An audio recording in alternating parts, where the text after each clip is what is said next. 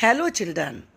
कभी कभी आपको भी ये लगता है ना कि जब बड़े लोग ये बातें करते हैं कि सरकार को ये करना चाहिए, गवर्नमेंट क्यों नहीं करती, और तो तुम्हारे मन में ये सवाल ज़रूर आता होगा कि गवर्नमेंट होती क्या है।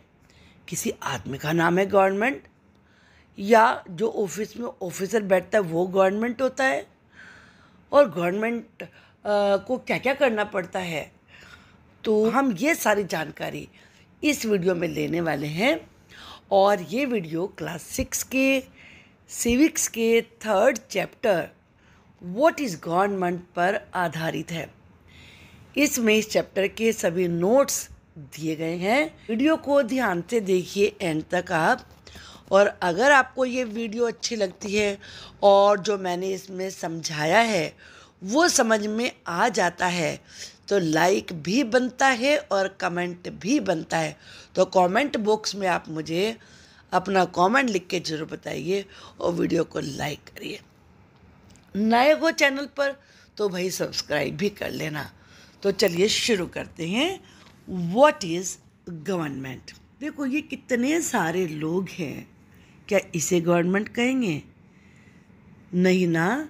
हम कहीं भी भीड़ देखते हैं, रेलवे स्टेशन पर और कहीं बस स्टेशन पर, तो क्या वो गवर्नमेंट होती है? नहीं नहीं नहीं नहीं, ऐसा नहीं है। कभी कभी आप सोचते हो जो ऑफिसर लोग होते हैं वो गवर्नमेंट होते हैं, क्योंकि ऑफिसर में बहुत पावर होती है। तो क्या ये गवर्नमेंट है? नहीं नहीं नहीं नहीं, ऐसा भी नहीं है। कोई भी ऑफिसर गवर्नमेंट नहीं होता है। आप कभी कभी देखते हो लीडर होते हैं, नेता, क्या ये लीडर गवर्नमेंट होते हैं? इनके पास भी बहुत पावर होती है। हम इन्हें कह सकते हैं गवर्नमेंट? नहीं, बिल्कुल भी नहीं। तो फिर होता क्या है गवर्नमेंट? ये हम इसमें मैं आपको बताऊंगी। आप ध्यान से अच्छी तरीके से देखे चलिए। Government is the group of people with the authority to govern a country or state। Government लोगों का एक ग्रुप होता है, भीड़ नहीं। वो ग्रुप जिसके पास अथॉरिटी होती है, अथॉरिटी मीन्स पावर, जिसके पास पावर होती है किसी कंट्री को या किसी स्टेट को गवर्न करने की। ठीक है, तो वो लोगों का ग्रुप गवर्नमेंट होता है। तो आप समझ गए कि गवर्नमेंट में लोग भी पावरफुल होते हैं, ऑफिसर भी पावरफुल होते हैं, नेता भी पावरफुल होते हैं। कोई एक गवर्नमेंट नहीं है, ये सारे मिल के गवर्नमेंट को बनाते हैं। अब गवर्नमेंट की जिम्मेदारियां क्या क्या होती हैं, गवर्नमेंट के वर्क क्या क्या होते हैं, ये बड़ा इम्पोर्टेंट क्वेश्चन है। गवर्नमेंट क्या करती है? It make decisions and get things done. जो गवर्नमेंट होती है वो डिसीजन लेती है और काम करवाती है, फैसले लेती है। आपने पार्लियामेंट तो देखी है ना, पार्लियामेंट में नियम बनते हैं और वहाँ नियम कैसे कब बनाते हैं? जब जो नेता होते हैं, जो चुने हुए इलेक्ट किए हुए नेता होते हैं, वो ये सोचते हैं कि हाँ ऐसा किया जाना चाहिए, तो वो उसका लॉ बना देते हैं। The government also takes action on many social issues. बहुत सारे सोशल इशू होते हैं, जैसे मान लीजिए गरीबी है, पॉवर्टी है लोगों में। कहीं लोगों के पास कोई प्रॉब्लम है कि वहाँ स्कूल्स नहीं है, कॉलेज नहीं है वहाँ पर, कहीं की रोड्स ख़राब हैं, कहीं पर अनटचेबिलिटी ज़्यादा है, यानी कि छुआछूत ज़्यादा है। तो ये सारे जो सोशल इशू हैं उन पे एक्शन लेती है। अब इसके बाद नेक्स्ट क्या है? It does other important things such as running postal and railway services.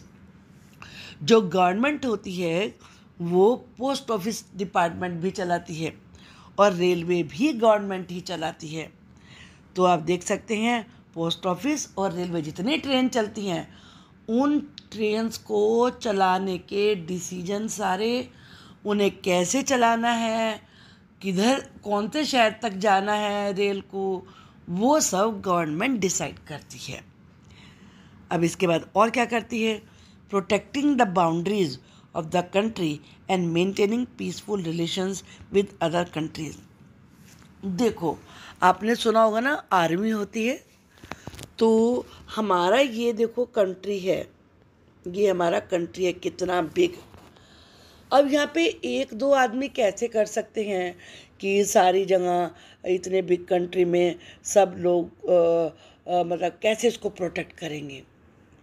कोई ऐसे तो नहीं है कि यहाँ पे आप यहाँ पे बैठ के और पूरे उसको चला सकते हैं, कंट्री को चला सकते हैं। नहीं, छोटे छोटे देखो स्टेट, जितने कलरफुल देख रहे हैं ना स्टेट हैं ये स्टेट्स हैं।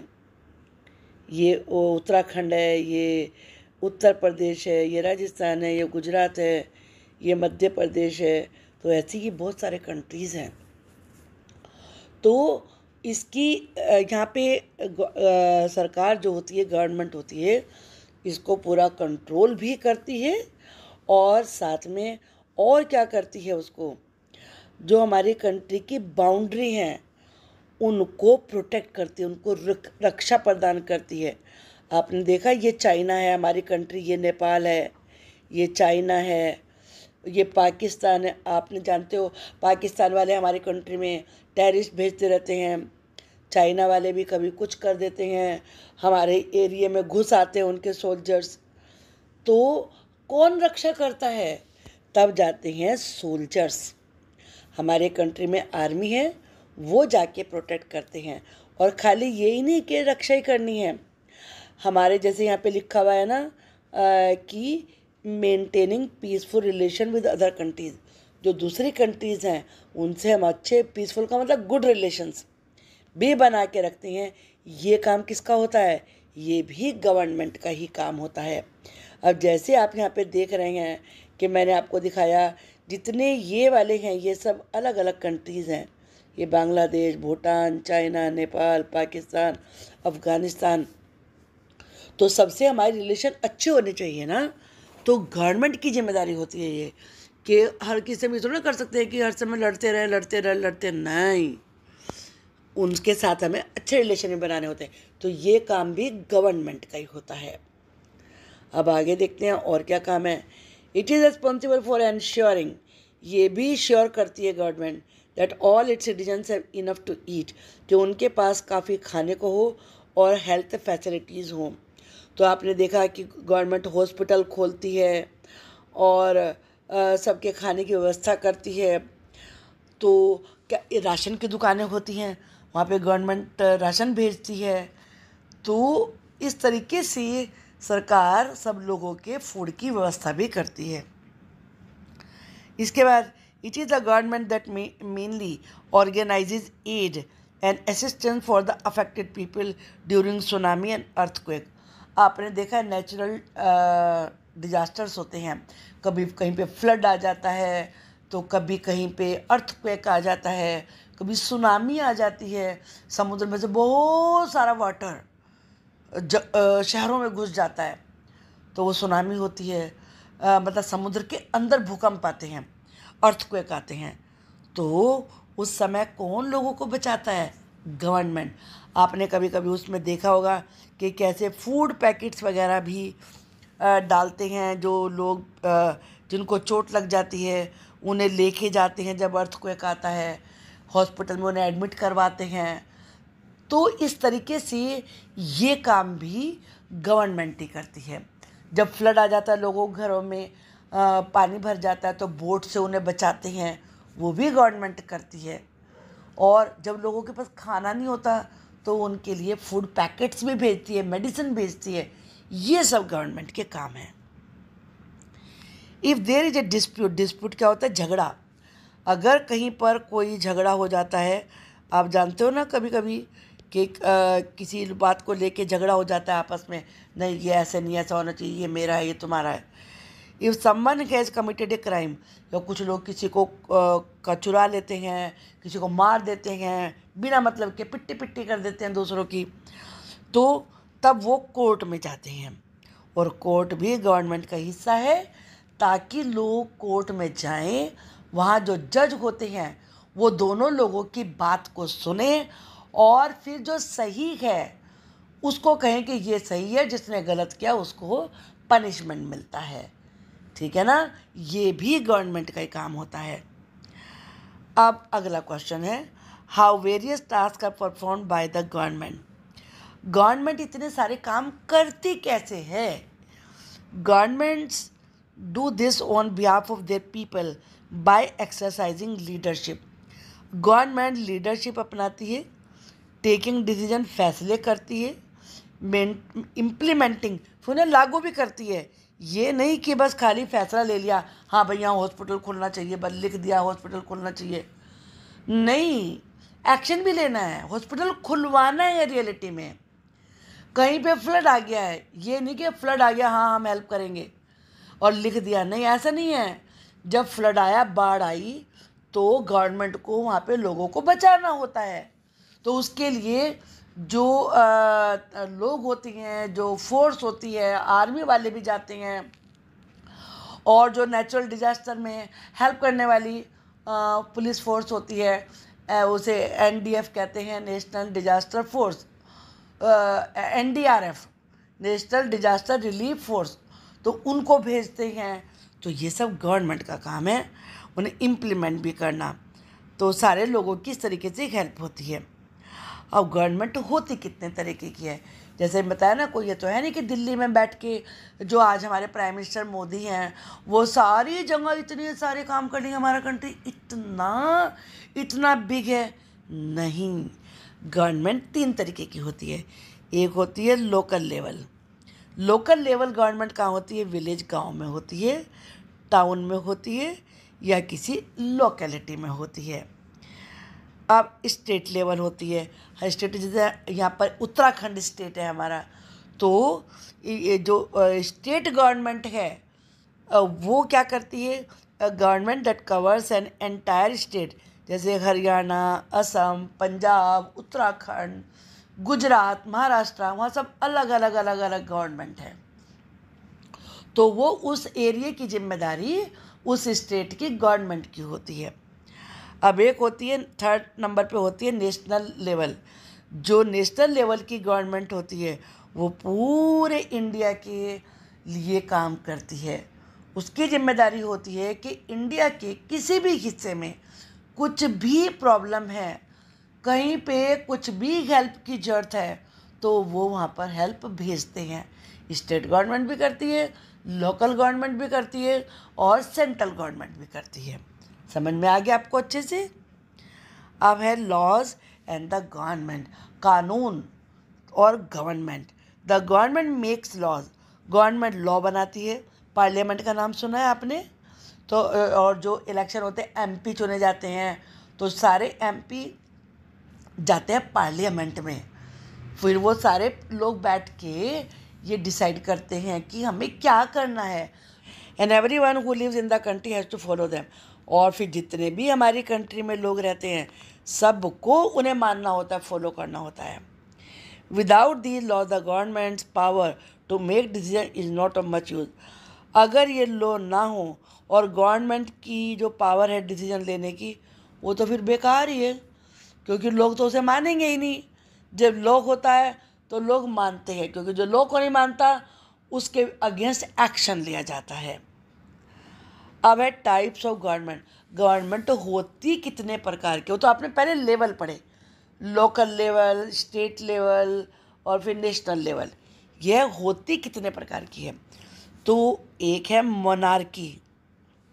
मोनार्की ये कौन सी गवर्नमेंट होती है? जिसमें किंग होता है, किंग या क्वीन होती है। पहले ऐसी ही होती थी सारी गवर्नमेंट।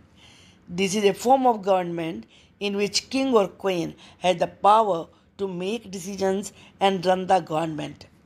इसमें या तो किंग को या क्वीन को पावर होती है कि जितने भी डिसीजन लेने हैं उन्हें ही लेने हैं, जो वो कह देंगे वो फाइनल होगा। तो इस वाली तरीके की गवर्नमेंट को मोनार्की कहते हैं। हमारे कंट्री इंडिया में मोनार्की नहीं है, यहाँ किंग है ना क्वीन है। तो कौन से तरीके की गवर्नमेंट है वो आप आगे देखेंगे। अब पहले मोनार्की के बारे में कुछ थोड़ी सी जानकारी और ले लें। द मोनार्क, मोनार्क का मतलब king, has a small group of people. Monarch के पास थोड़े से लोगों का ग्रुप होता है टू डिस्कस मैटर, जिनसे कि वो सारी बातें डिस्कस करते हैं कि क्या सही है क्या गलत है। But the final decision making power remains with the monarch, लेकिन जो फाइनल डिसीजन है वो किंग को ही लेना होता है। जो उनके पास लोग होते हैं वो केवल बताते हैं कि ऐसा किया जाना चाहिए, लेकिन करेंगे या नहीं करेंगे ये गवर्नमेंट, ये किंग डिसाइड करता है। तो ये होती है मोनार्की। अब है डेमोक्रेसी या डेमोक्रेटिक गवर्नमेंट। तो ये कैसी होती है चलिए देखते हैं। Democracy is a rule by the people, इसमें लोगों का रूल होता है। कैसे होता है? The basic idea is that people rule themselves by participating in the making of this rules, कि लोग रूल बनाने में पार्टिसिपेट करते हैं। हमारे इंडिया में डेमोक्रेसी है तो आपने देखा कि इलेक्शन होते हैं, नेता चुने जाते हैं जिन्हें एमपी कहते हैं, एमएलए कहते हैं। ये पार्लियामेंट में जाते हैं और वहाँ बैठ के डिस्कशन करते हैं, फिर रूल बनाते हैं। ये राजा नहीं होते, ये लोग ही होते हैं। आपके मोहल्ले में रहने वाला कोई आदमी हो सकता है, आपका कोई रिलेटिव अंकल हो सकता है, आंटी हो सकती हैं जो कि इलेक्शन जीत सकती हैं और पार्लियामेंट में जा सकती हैं। तो इस तरीके से लोगों की सरकार होती है ये। The basic idea is that people की ये सरकार होती है यहाँ पर। Our representative democracy, it is a type of democracy in which people do not participate directly. इसमें लोग डायरेक्टली पार्टिसिपेट नहीं करते, but instead choose their representatives, अपने नेता चुनते हैं through an election process, election के द्वारा। अब जैसे ये वोट है, वोट डाल के आते हैं आप लोग, जिस आदमी को ज़्यादा वोट पड़ते हैं वो जीत जाता है और वही पार्लियामेंट में जाता है और फिर वही लॉ बनाने में अपना योगदान देता है। वोटिंग राइट, अब वोट कौन डालेगा? In their earliest forms governments allowed only man who owned property and were educated to vote. पहले क्या होता था, जो अमीर लोग होते थे जिनके पास बहुत सारी प्रॉपर्टी होती थी और जो एजुकेटेड पढ़े लिखे होते थे, बस उन्हें वोट डालने का राइट होता था, वही वोट डाल के आ सकते थे। लेकिन अब ऐसा नहीं है। अब क्या हुआ है? अब हो गया है universal adult franchise. A government can not call itself democratic unless it allows what is known as universal adult franchise। Government को अलाउ करना पड़ता है कि जितने भी एडल्ट हैं जो 18 ईयर्स की, जैसे आप 18 ईयर्स के होंगे तो आप एडल्ट हो गए, तो आप वोट डाल सकते हैं। पहले ये 21 था, जब कोई 21 का होता था तब उसे वोट डालने का राइट मिलता था, लेकिन कुछ साल पहले इंडिया में इसे कम करके 18 कर दिया गया। आपके घर में अगर आपके बहन भाई हैं जो 18 के हो चुके हैं तो वो वोट डालने ज़रूर गए होंगे जब इलेक्शन हुए होंगे। This means that all adults of the age of 18 years and above, 18 के हो या उससे ऊपर के हों, in the country are allowed to vote, उन सब को वोट डालने का अधिकार है। इसमें कोई मतलब नहीं है कि आप एजुकेटेड हैं या अनएजुकेटेड हैं, या आपके पास प्रॉपर्टी है या नहीं है, बस आप 18 के हो गए तो आप वोट डाल सकते हैं और डालते रहेंगे फिर।